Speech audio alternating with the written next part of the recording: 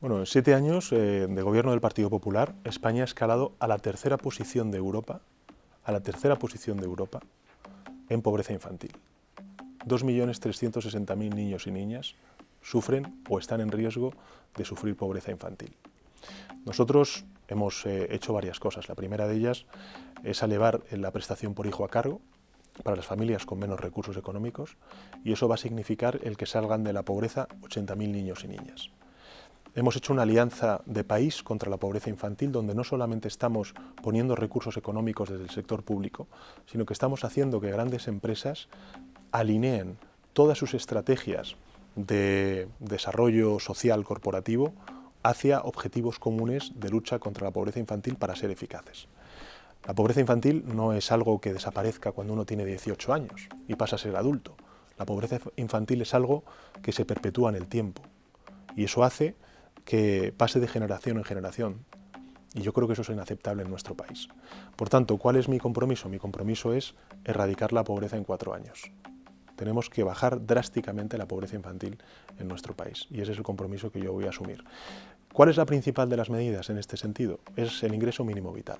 El ingreso mínimo vital no es más que reconocer que hay pobreza infantil y ayudar sobre todo a las familias que tienen ese problema en el hogar. En España, en la cuarta economía de la zona euro, un 30% de los niños está en riesgo de pobreza. Eso es inasumible en un país como el nuestro, y creo que es vergonzoso que no se hable de esto en campaña.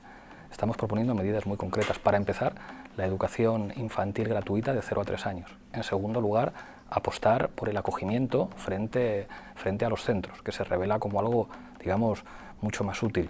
Nuestra compañera Yone Belarra ha explicado claramente cuáles tendrían que ser las líneas fundamentales de un acuerdo de Estado, que es lo que está pidiendo UNICEF, y estamos de acuerdo, de todas las fuerzas políticas para proteger a la infancia en España. En primer lugar, no hay que olvidar que la pobreza infantil es una derivada de la pobreza, y por tanto una economía liberal, fuerte, abierta, que cree empleo, que tenga familias con una clase media fuerte, es la mejor manera de luchar contra la pobreza. No conozco ningún país con una clase media donde haya pobreza infantil.